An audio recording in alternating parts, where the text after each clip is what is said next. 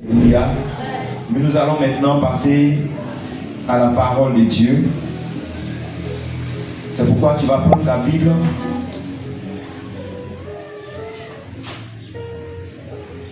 Et avant la lecture, tu vas prier et recommander ce temps de la parole à l'Éternel ton Dieu. Que tout esprit de distraction se loigne de ce lieu. Que l'Éternel dispose chacun de nous à avoir une oreille attentive afin que ta part ce matin ne t'échappe pas au nom de Jésus. Alléluia. Donc tu vas commencer par prier et demander à Dieu de te disposer et d'éloigner de ce lieu tout esprit de distraction et de sommeil, afin que ce que Dieu a prévu pour toi, de sorte que tu sois visité, béni, que cela ne t'échappe pas. Dieu ne fait jamais rien au hasard. Il ne rassemble pas pour rassembler, mais il rassemble pour pouvoir orienter, corriger, bénir. Prie le Seigneur maintenant. Tu es le maître de l'univers. Tu règnes de par toi-même. Et tu fais toutes choses bonnes en son temps. Le temps est venu pour que nous puissions entendre ta parole, recevoir le message que tu as prévu pour ton peuple ce matin. Nous prions que l'atmosphère spirituelle soit dégagée, que ce lieu soit sous le contrôle de tes anges les plus redoutables, que ton esprit ainsi donc communique ta parole à des cœurs disposés, et que tout esprit donc de distraction, tout esprit de sommeil soit éjecté loin de ce lieu au nom de Jésus. Maintenant, Père, nous nous abandonnons entre les creux de tes mains. Que la chair se taise et que ton esprit prenne le contrôle, afin que ta pensée soit véhiculée comme il se doit au nom puissant de Jésus.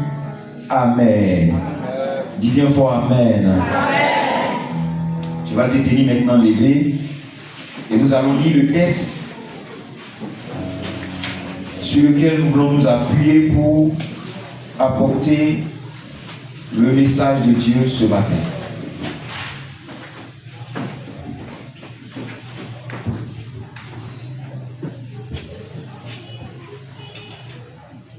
Nous allons lire dans l'évangile de Jésus-Christ selon Luc, le chapitre 16, à partir du verset 1 jusqu'au verset 13. Suivons ensemble la lecture de la parole. Jésus dit aussi à ses disciples: un homme riche avec un économe qui lui fut dénoncé comme dissipant ses biens. Il l'appela et lui dit: qu'est-ce que je dois dire de toi? Rends compte de ton administration, car tu ne pourras plus administrer mes biens. L'économe dit en lui-même: que ferai-je, puisque mon maître m'ôte l'administration de ses biens? Travailler à la terre, je ne le puis. Mendier, j'en ai honte. Je sais ce que je ferai pour qu'il ait des gens qui me reçoivent dans leur maison quand je serai destitué de mon emploi. Et faisant venir chacun des débiteurs de mon maître, il dit au premier: combien dois-tu à mon maître? 100 mesures dures, répondit-il. Et il lui dit: prends ton billet, assieds-toi vite et écris 50.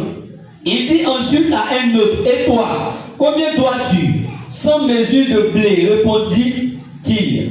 Et il lui dit: prends ton billet et écris 80. Le maître loua l'économe infidèle de ce qu'il avait agi prudemment, car les enfants de ce siècle sont plus prudents à l'égard de leurs semblables que ne le sont les enfants de lumière.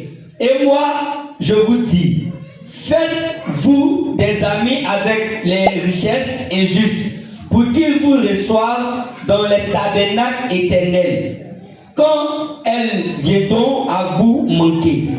Celui qui est fidèle dans les moindres choses l'est aussi dans les grandes.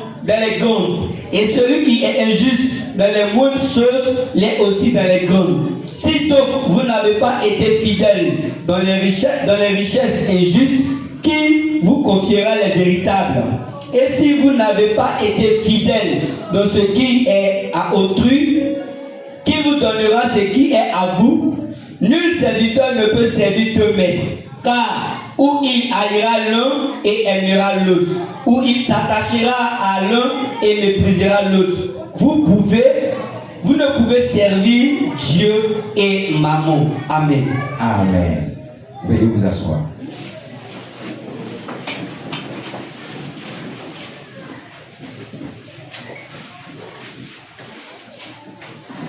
Le thème que nous proposons à ce texte que nous venons de lire, c'est l'administration des biens.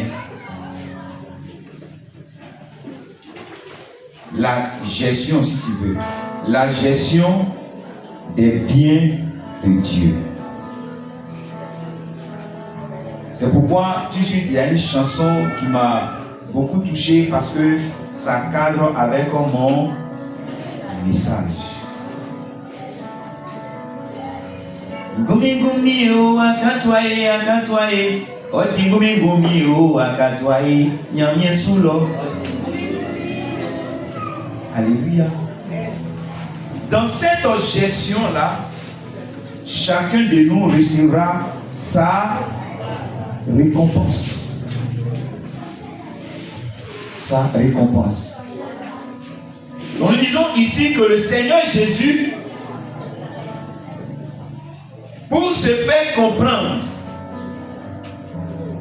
par ses disciples, va illustrer son enseignement sur l'administration des biens par l'histoire d'un intendant infidèle. En effet, en tant que croyant, en tant que chrétien, en tant qu'homme sur la terre, nous devons savoir que nous sommes des intendants de Dieu. Et donc rien ne nous appartient en propre. Tout ce que nous avons est de Dieu et nous ne sommes que des gérants. C'est pourquoi je veux que chacun de nous retienne ce matin qu'en tant que gérant des biens de Dieu, nous serons tous appelés un jour à rendre compte. Et chacun de nous recevra la récompense qui convient. C'est mon message qui est là. Donc il faut dire cette phrase-là à ton voisin et puis on va avancer.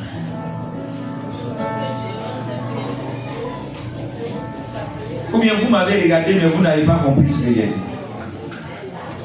Je me répète donc. J'ai dit, en tant qu'intendant des biens de Dieu, nous serons tous appelés à rendre compte.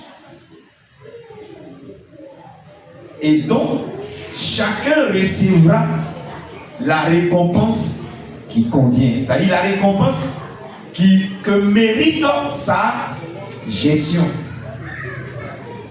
C'est bon maintenant. Il faut dire ça à ton voisin et puis on va avancer. Pardon, fais bien. Parlez.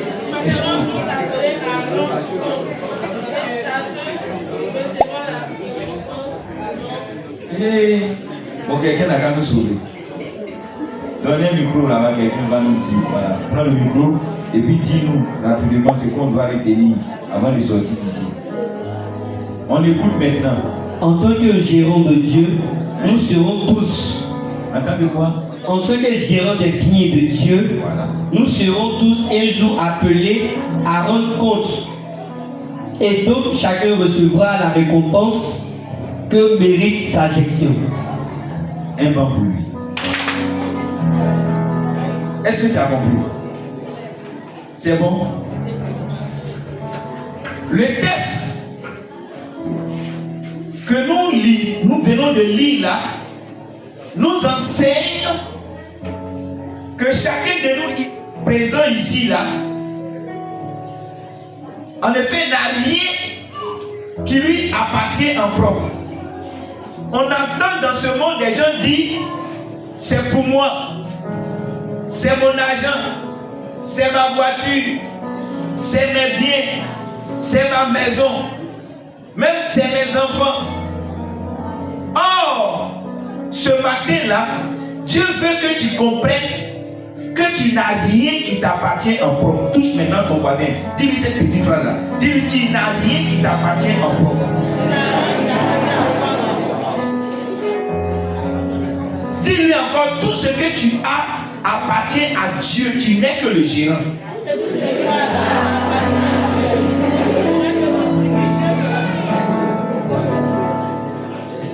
Il y a quelqu'un, son visage est serré parce que lui, jusqu'à présent, il pense que c'est pour lui. Si tu crois que tu es un gérant des biens de Dieu, acclame le Seigneur Jésus.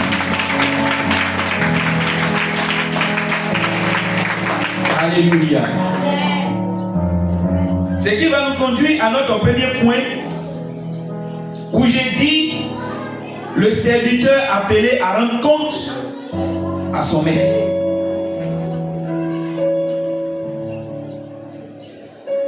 Cette histoire suit une histoire. L'histoire du fils prodigue que nous connaissons. Qui lui a demandé à son père de son vivant, papa, où on est arrivé là? Héritage que quand tu vas mourir, je dois avoir là. Il faut me donner maintenant de ton vivant. On peut faire ça.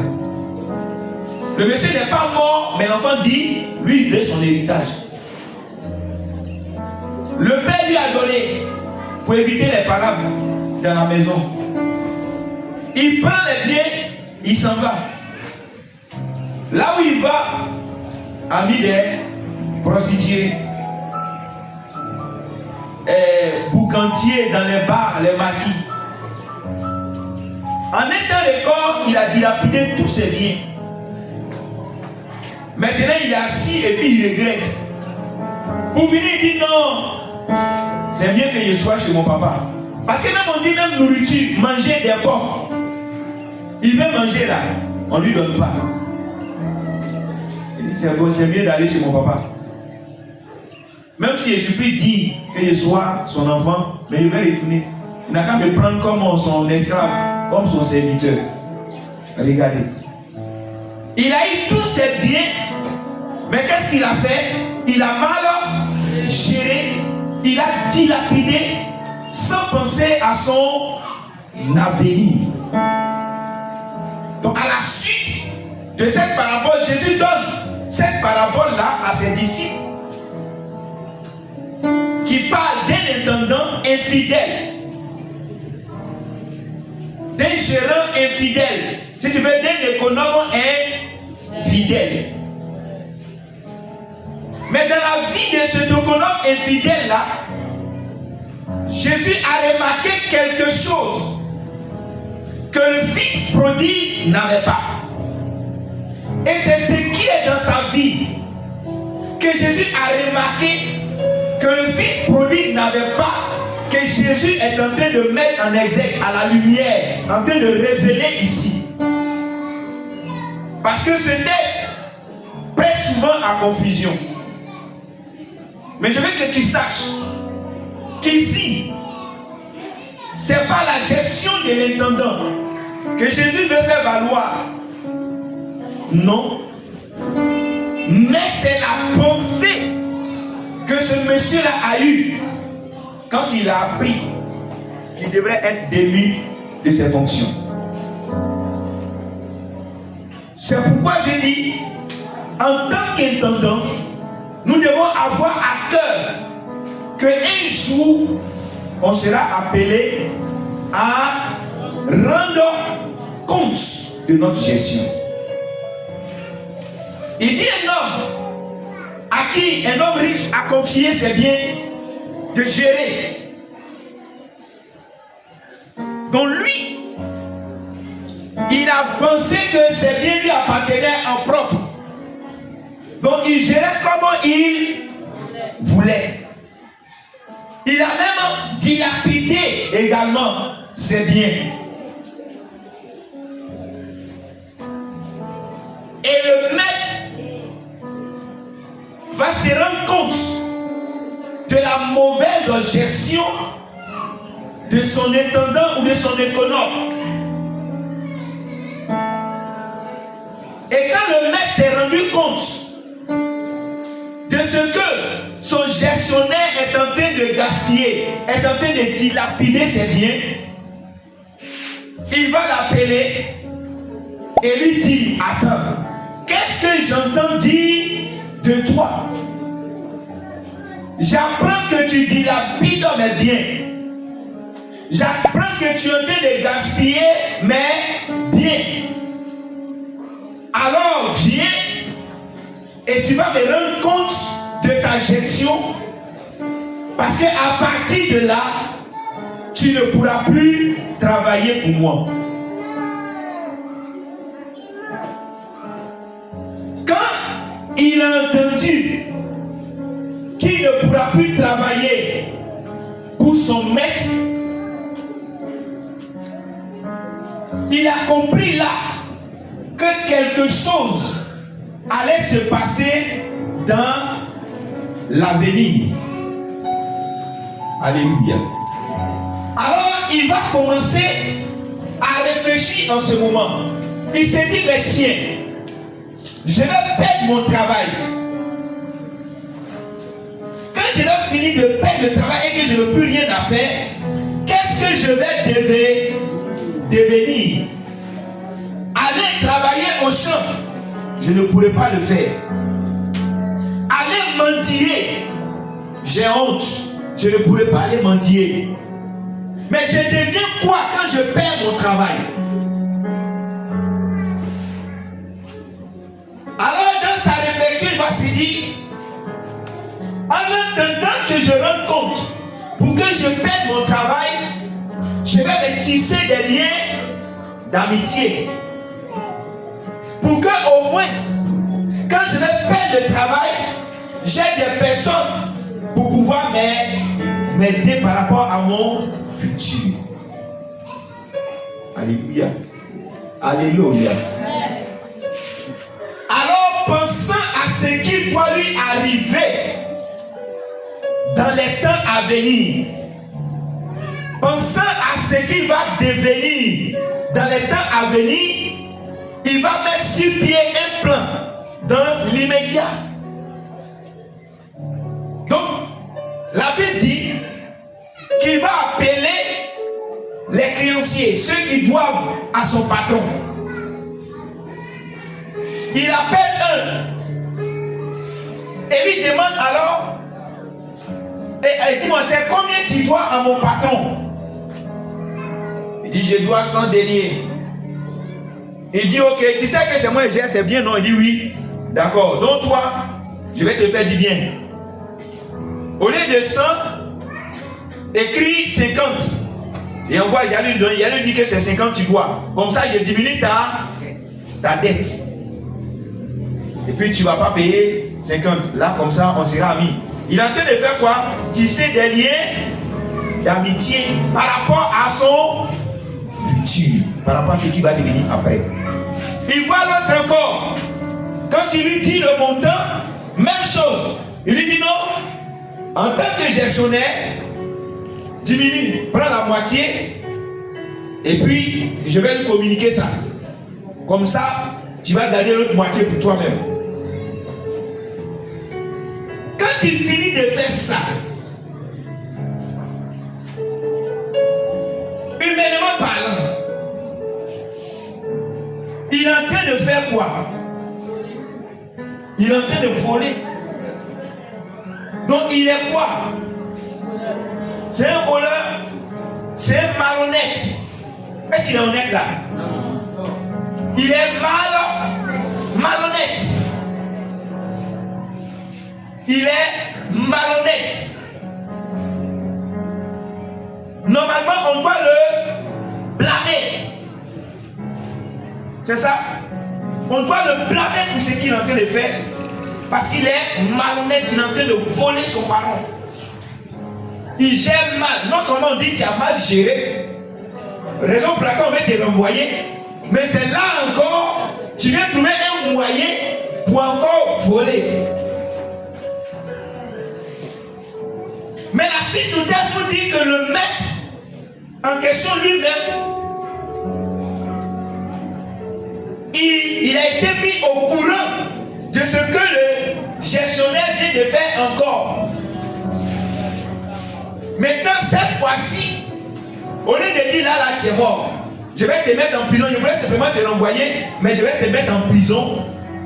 Le maître ne dit pas ça, mais le maître dit plutôt, la Bible dit, le maître va louer le serviteur infidèle. Là, on a vu des personnes encourager des gens de la malhonnêteté à partir de ce texte. Comment on peut louer quelqu'un qu'on dit qu'il est infidèle? Il précise que le serviteur est fidèle, mais il le loue. Donc allons-y savoir pourquoi le maître loue le serviteur. Il ne le loue pas pour ses actes. Il ne le loue pas pour ce qu'il a été malhonnête. Non. Mais il est en train de louer la prudence du serviteur. Il est en train de louer le fait que ce dernier-là pense au moins dans sa forfaiture, dans sa malhonnêteté, dans ses erreurs, dans sa faute, il pense au moins à ce qui arrivé. Alléluia. Il pense au moins à ce qui arrivera. Bien-aimé, ce matin le Seigneur m'envoie t'interpeller que dans la vie ici par là, nous ne sommes que des gérants des biens de Dieu. Et cette intendance dans laquelle nous sommes ne prend pas en compte seulement que l'argent. Mais notre intendance prend en compte également les biens matériels. Notre intendance prend en compte également notre temps de vie. C'est-à-dire le temps que Dieu nous a donné pour vivre ici-bas. On a entendu des gens dire, c'est quoi? C'est ma vie. Je fais ce que je veux. Voilà. Laissez-moi donc vivre ma vie. Si ta voisine doit, il faut la réveiller. Sinon, sa part va l'échapper. Ne pas que sa part lui échappe, il faut la réveiller. Il faut dire, voisine, que ta part ne t'échappe pas. Alléluia. Donc nous sommes des intendants de Dieu. L'argent que Dieu nous donne, nous devons utiliser cet argent-là pour la gloire de Dieu. Mais aujourd'hui, quand on est béni, c'est pour nous-mêmes. On voit des personnes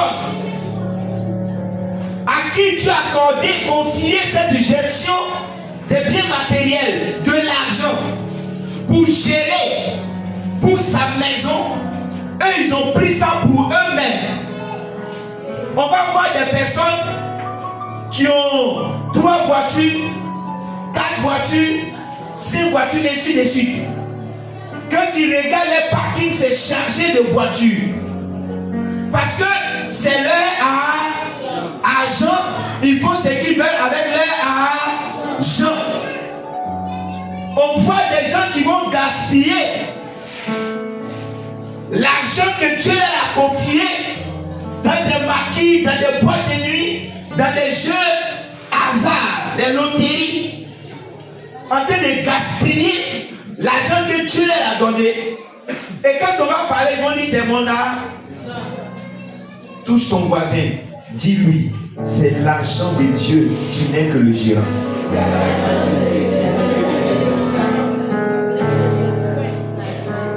Quand on ne sait pas que c'est pour Dieu et que nous sommes des gérants, on peut s'offrir le luxe. À quoi sert à un homme d'acheter des voitures à des centaines de millions? Pas une voiture, des voitures à des centaines de millions au moment où il y a encore des pommes à côté de toi. Au moment où des gens marchent à côté de toi. Mais le bien que Dieu t'a donné pour que tu gères, tu ramasses tout et tu mets dans le luxe. Parce que c'est pour toi, selon toi, que le Seigneur t'en délivre ce matin au nom de Jésus. C'est Dieu qui te donne. C'est pour lui. On dit, c'est qu'on dit, l'or et l'argent appartiennent à qui? L'or et l'argent appartiennent à qui? À Dieu. Donc quand il t'a donné, il fait de toi le gérant, l'intendant, si tu veux, l'économe. Et tu dois l'utiliser, le gérer, de sorte que Dieu soit glorifié. Parce qu'un jour, tu seras appelé à rendre compte de ta gestion de l'argent que Dieu t'a donné.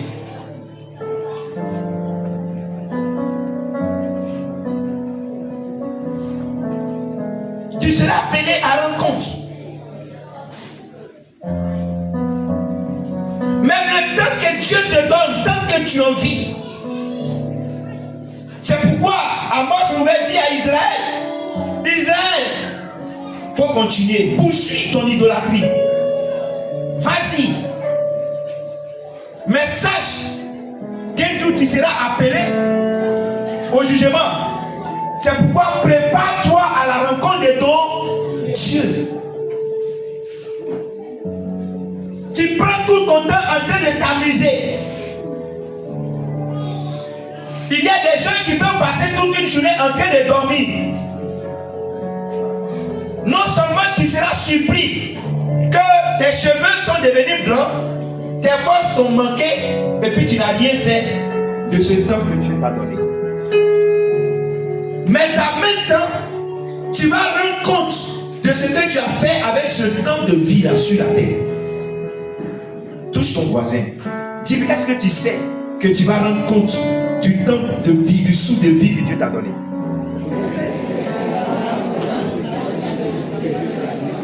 Qu'est-ce que tu fais pendant que tu es vivant? Que fais-tu de ton temps? Dieu t'a donné, tu es le gérant de ce temps-là, de ce souffle de vie-là. Il t'a donné, tu gères ton temps. Mais comment tu le gères? Passe tout ton temps en train de te promener. Mais un jour tu rendras compte. Car le souffle de vie, tu ne l'as pas acheté au supermarché. Mais c'est Dieu qui te le donne. S'il t'a donné, il a un droit de regard. S'il a un droit de regard sur ton temps, sache que tu vas rendre compte des jours. Alors comment gères-tu ton temps chaque jour? Touche ton voisin. Dis-lui comment tu gères ton temps.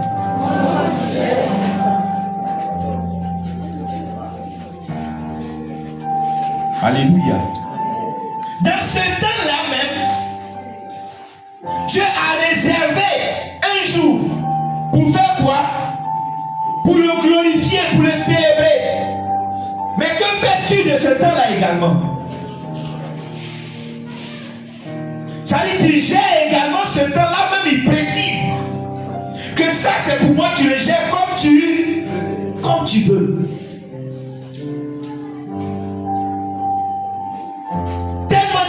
que c'est pour toi, tu le gères comme tu veux. On ne peut pas prendre au sérieux ces choses et les gérer comme il se doit si nous ne sommes pas conscients que ces choses ne sont pas à nous et que c'est Dieu qui nous les a données afin que nous puissions les gérer. On connaît tous le temps de culte, mais on gère ce temps comme on veut. On connaît tous les programmes établis dans l'église, mais on le gère comme on veut. On a dit qu'il y a des personnes même, les dimanches là, ils font aboussant avec Dieu. Aboussant, c'est quoi? Non, partager par trois. C'est par trois si tu veux. Il dit Dieu, ok. Là, tu sais, tu connais mon programme, et puis on a Abidjan et Dieu. Là, même tu connais. Abidjan, là, on doit se chercher, on doit bouer. Non, moi, je ne peux pas te donner tous les 4 dimanches comme ça, ou bien les 5 dimanches. Oh mon Dieu, ça ne peut pas se faire. Mon Dieu, comme c'est 4 dimanches, le jour c'est 4 dimanches, tu prends 1, moi je prends 3. Maintenant, le jour c'est 5, là, je te donne 2, et puis je prends 3. Comme si ce temps-là nous appartient. Dis à ton voisin, détrompe-toi, c'est le temps de Dieu. Et tu dois gérer ce temps pour sa gloire. Alléluia. Tu ne vas pas t'amuser en semaine. Et puis il y a des gens, ils savent, ça dit, le long de la semaine, les 6 jours là, ils ne font pas de programme là-bas. C'est dimanche là, c'est là ils font programme de réception. Pour ne pas venir à l'église là. Les rendez-vous et autres, ils vont caler ça quand? Le dimanche. C'est dimanche, elle doit aller voir sa tante à Yopougon. C'est dimanche, elle doit aller, je ne sais pas, croiser quelqu'un. Voilà, parce que dimanche là, elle ne fait rien. C'est ça, non? Dans son esprit, le temps de dimanche là, ça, il ne fait rien, c'est mon temps. C'est elle qui. Ouais, tu gères. Comme tu gères, tu peux penser que dimanche là, c'est rien. Mais laisse-moi te dire, avant même que tu commences à gérer les 6 autres jours, Dieu a dit que le dimanche là, ça c'est pour lui. Donc dans ta gestion là, dis-toi que celui qui me donne le temps a déjà prévu ce dimanche là pour lui. Il y a 7. Il dit tu auras 6 jours pour travailler et le 7e pour faire quoi? Pour me louer. Mais on dit oui, Dieu on a compris, mais comme c'est moi qui gère là, c'est dimanche là, moi il prend pour aller, voilà, faire ce que je veux. Vas-y, il te regarde, comme Amos a dit, mais prépare-toi à la rencontre de ton Dieu. Quand le maître loue le Seigneur, voilà pourquoi il dit qu'en réalité, les fils de ce monde sont plus prudents que les enfants de la lumière. C'est-à-dire, les gens de ce monde, ceux qui ne croient pas en Dieu, ceux qui sont dans le monde, il dit ils sont plus prudents que nous qui sommes dans la lumière. Parce qu'il sait qu'il sera renvoyé. Il est en train de trouver un mécanisme pour se faire des amis, pour ne pas qu'il soit malheureux demain, parce qu'il sait ce qu'il attend du moins devant. Mais nous, enfants de Dieu, on vit comme on veut, sans penser à demain. Sans penser à ce qui va nous arriver. Ce matin, le Seigneur m'envoie t'interpeller. Afin que tu sois prudent dans la vie. Que tu penses à demain, au futur proche, mais que tu penses à ce qui va arriver après ton passage ici-bas. Quand le jour va arriver où le Seigneur va te rappeler, tu vas rendre compte de ta gestion. Comment tu as géré les biens que Dieu t'a donnés? Comment tu as géré ton temps? Comment tu as géré l'argent que Dieu t'a donné? Comment tu as géré? Tu t'es occupé des enfants que Dieu t'a donnés. Comment tu as géré ta famille? Tu es le chef de famille. Dieu t'a donné une famille, une femme avec les enfants. Comment tu gères? Touche ton voisin. Et puis dis-lui, tu dois rendre compte. Donc parce que tu dois rendre compte, tu dois gérer avec fidélité. Alléluia. Alléluia. Tu dois gérer avec intégrité. Parce que tu as un compte à rendre à celui qui te donne, c'est bien.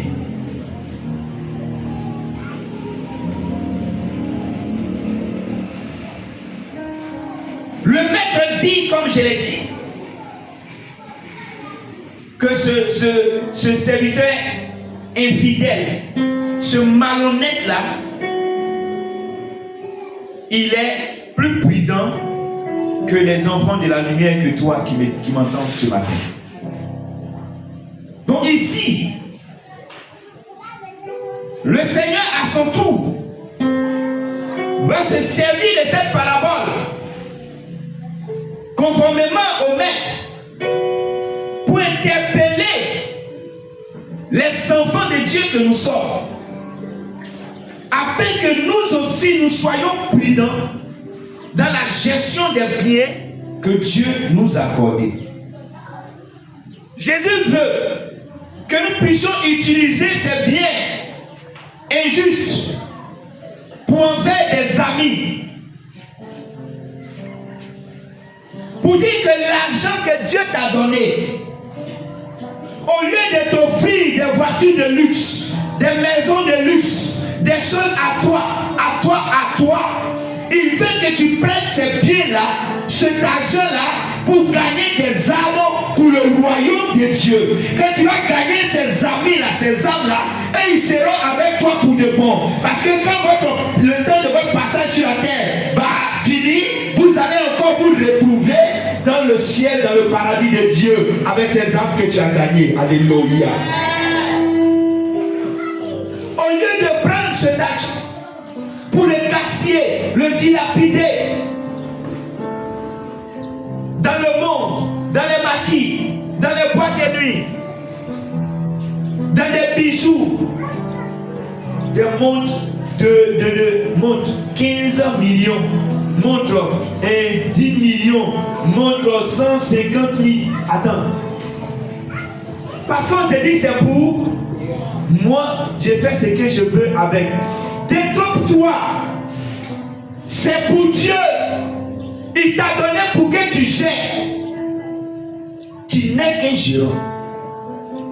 Demain, tu vas rendre compte. Quand je paye une montre jusqu'à 150 millions, 10 millions, 25, quand je fais ça, pendant ce temps, il y a des personnes à côté de moi qui ne connaissent pas encore le Seigneur. Il y a des peuples qui n'ont pas encore reçu Jésus. On a besoin d'argent pour des programmes d'évangélisation. On a besoin d'argent pour aller vers ces lieux non atteints. Des missionnaires dans certains lieux ont besoin d'argent pour leur œuvre. Ils n'en ont pas. Mais toi, seul, tu prends des millions, tu mets dans voiture, tu mets dans maison, tu mets dans bijoux, tu mets dans mèche, une mèche. Tout ça, attends, le royaume de Dieu a besoin de cet argent pour son bon fonctionnement.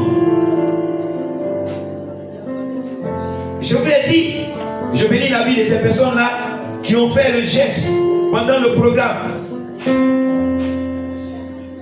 Si l'église n'a pas les moyens financiers, elle ne peut pas avancer. Tu vas avancer comment? Quelqu'un dit l'évangile est gratuit, mais le transport coûte cher. Pour dire à quelqu'un Jésus t'a versé ça en paix. Mais il faut marcher pour aller vers la personne. Souvent il faut payer le transport pour aller. On a des appareils, on a des instruments, on a la solo, on a des choses à acheter. Pour que le message puisse porter loin, que les 4 murs, on a besoin de caméras. Ces téléphones, on prend pour faire quoi? Pour filmer. Et toi, tu as l'argent, tu mets tout ça dans mèche, tu mets. Tu mets tout dans bijoux parce que c'est pour toi, selon toi. Tout dans le matériel, selon toi. Touche ton voisin, dis-lui, sois délivré ce matin au nom de Jésus.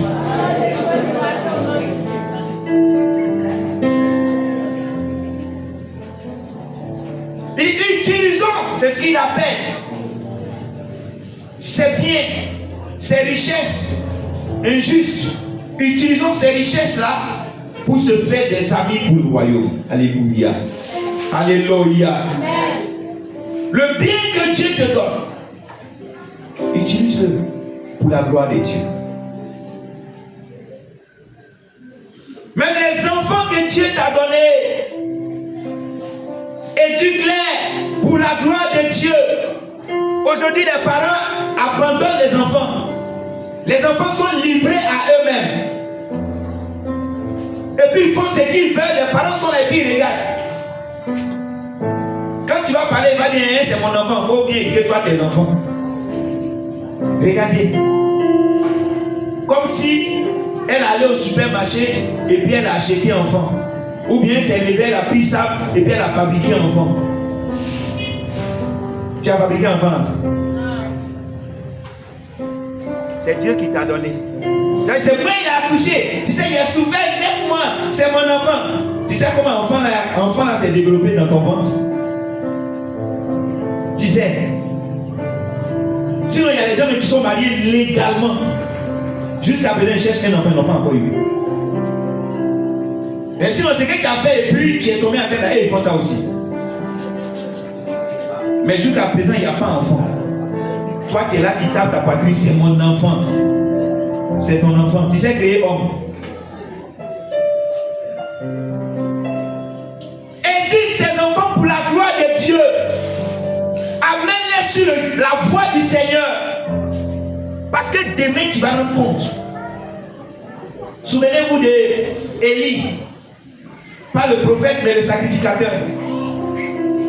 Quand il a laissé ses enfants livrés à eux-mêmes, il a été jugé. Aussi bien que ses enfants, lui-même a été jugé. Parce qu'il n'a pas pu éduquer ses enfants comme il se doit. Il est mort. Dieu lui a dit ça. Il pensait que c'était ses enfants. Donc ils peuvent faire ce qu'ils veulent. Et puis je suis assis, je regarde, je dis rien, je ne fais rien. Mais à sa grande surprise, Dieu lui a dit, parce que tu n'as pas pu conseiller tes enfants et que tu les as laissés poser ces actes abominables, tu vas faire à moi, tu vas mourir. Bien-aimés du Seigneur, nous ne sommes que des gérants. Touche ton voisin, dis-lui voisin ou bien voisine. Nous ne sommes que des gérants. Rien ne nous appartient en propre. Alors, soyons fidèles dans la gestion. Dis-lui ça, dis soyons fidèles dans la gestion. Même quand tu dois t'acheter des habits pour porter, c'est vrai. Mais il y a des personnes qui ont rempli des placards. Habits là, elle ne porte plus. Mais elle continue d'acheter pour mettre dessus. Et acheter des habits, ça fait un an, elle n'a pas encore porté. Mais elle fait quoi? Elle achète son nom. Elle paye son nom. On a vu des gens montrer, comment dirais-je, les chaussures. Quand il y a les chaussures là, ça peut remplir une chambre. Elle ne porte pas tout ça, elle ne fait que faire quoi? Acheter parce que c'est avec son argent.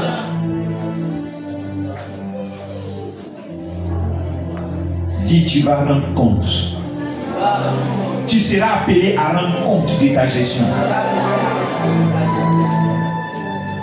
Au lieu de payer tout pour emmagasiner dans ta maison, où tu ne vas pas porter, ils ne vont jamais porter, juste un Dieu va les rappeler. Il y a les prix qui vont faire. Quand tu as ça dans ton placard. Ça dit toi-même, tu ne vas jamais porter ça. Mais ça est là, tu payes pour compléter son nom. C'est ton argent. soient délivrés ce matin au nom de Jésus. Au lieu d'emmagasiner, donne aussi à ton voisin. Il est là. Il n'en a pas. Jésus a dit quoi? Il dit quand il y a 2 vêtements, donne un. Donne un à qui? C'est lui qui n'en a pas. Parce qu'en réalité, il t'a donné pour que tu saches. C'est pourquoi il dit toujours que quand Dieu nous bénit là, il ne nous bénit pas pour nous bénir, ou il ne nous bénit pas pour qu'on puisse se taper la poitrine avec, pour qu'on puisse se montrer avec, monter. Non, non, non. Dieu nous bénit pour que nous soyons des sources de bénédiction. Car ce qu'il nous donne n'est pas propre à nous, mais c'est pour lui. Et nous devons le gérer pour que chacun de nous puisse en bénéficier.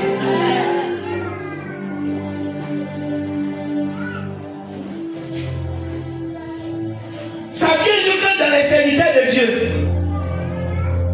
On sait à côté de nous, il y a des serviteurs de Dieu. Même vélo, ils n'ont pas pour dire moto. Et puis tu es dans ce secteur de vie là, dans ce même environnement, toi seul tu as 4-5 voitures dans ton garage. C'est quoi? On est serviteurs de Dieu. Et c'est pour nous, Dieu nous a bénis. À moi, Dieu a donné, voilà. Dieu m'aime plus que les autres alors, c'est ça? C'est ça, non? Non! C'est les biens de Dieu que nous gérons.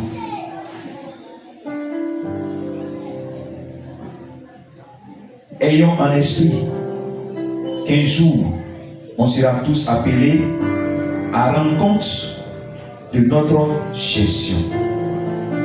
Tous, on sera appelés à rendre compte de notre gestion.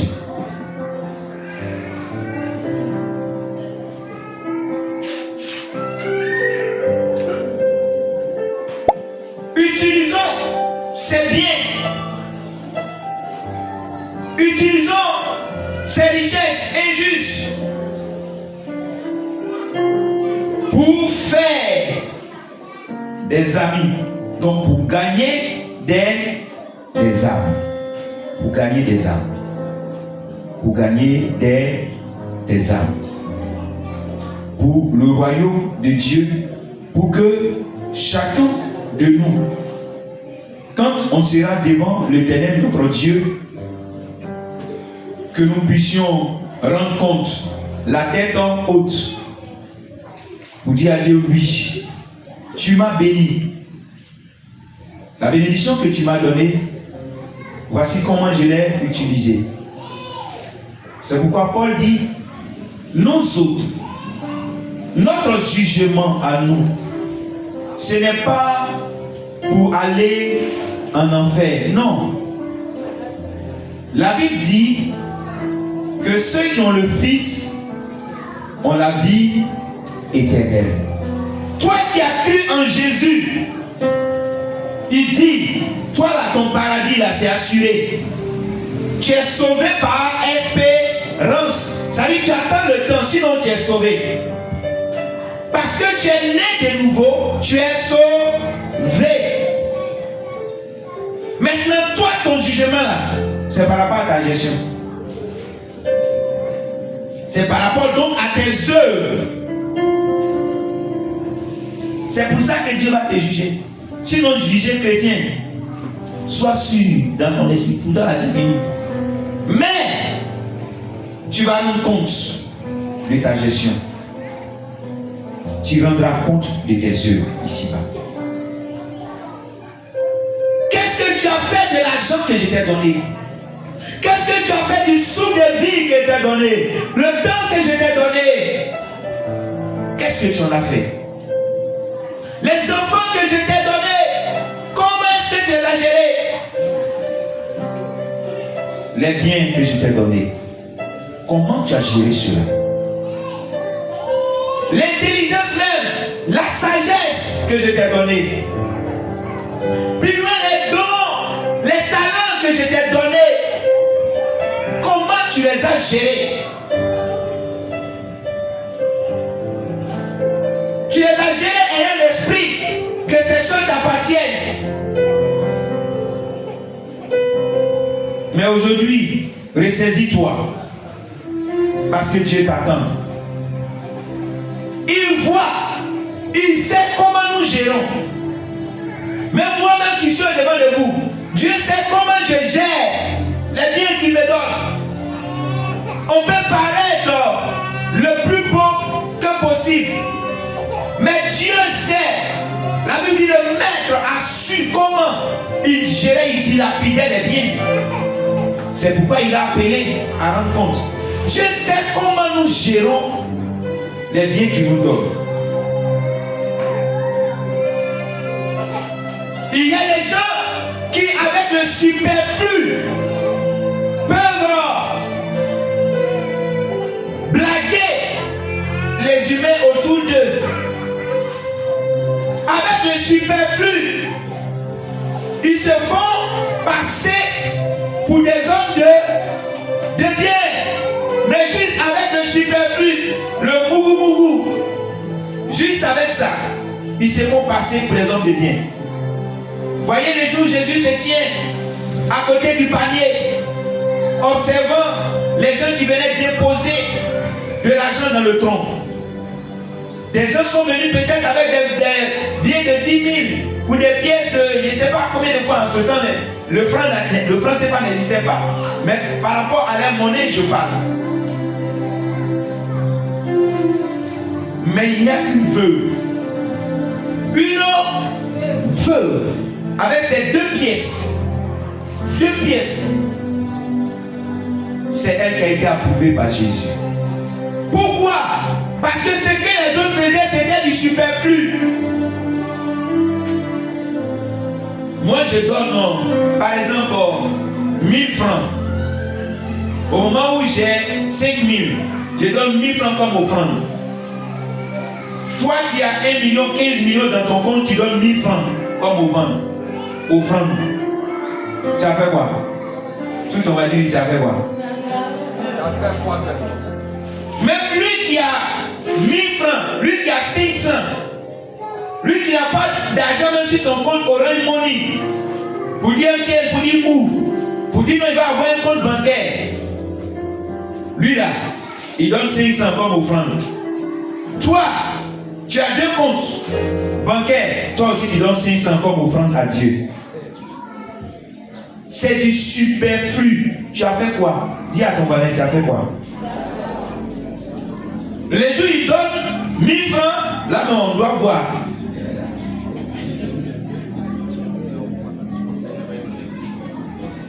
S'il a donné 10 000 là, et il danse pour venir.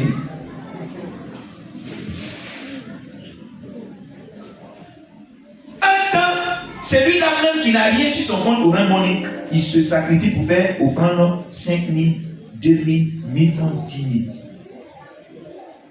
Quelqu'un a dit qui a fabriqué des billets de 500 là même. On dirait que c'est contre les églises. Avant, quand ces pièces, ils auront de donner. Mais maintenant que c'est billets là, oh, c'est gâté. Tout le monde 500, on fait monnaie 500. 500. 500. 500. Il a donné 500 dimanches. Mais en semaine, imaginez ce qu'il va laisser dans PMU, dans l'auto, dans des trucs bêtes là. Voilà. Voilà. Tout est bête. Mais c'est ça. Imaginez ce qu'il va laisser là-bas. Maintenant, ce qu'il va aller déposer au maquis là, on n'en parle pas. Voilà. Quand c'est mon argent, c'est ma vie, je dois vivre. Je dois profiter de mon argent. Moi, quand créole, qui t'a dit ça? Il dit, tu n'es qu'un gérant. Alléluia. Tu n'es qu'un gérant. Et tu vas rendre compte de ta gestion. Alors, à bon entendeur, il dit que celui qui a des oreilles entende ce que l'Esprit dit à l'Église. Tous nous serons appelés à rendre compte un jour de notre gestion. Parce qu'en réalité, rien, je dis bien, rien ne nous appartient en propre. Gérons en sorte que le Dieu qui possède tous ses biens et qui nous les donne pour que nous puissions gérer soit glorifié, afin que demain, quand on sera appelé à rendre compte de notre gestion, que nous puissions avoir la récompense qu'il faut. Que Dieu te bénisse au nom de Jésus. Donne-moi la chanson.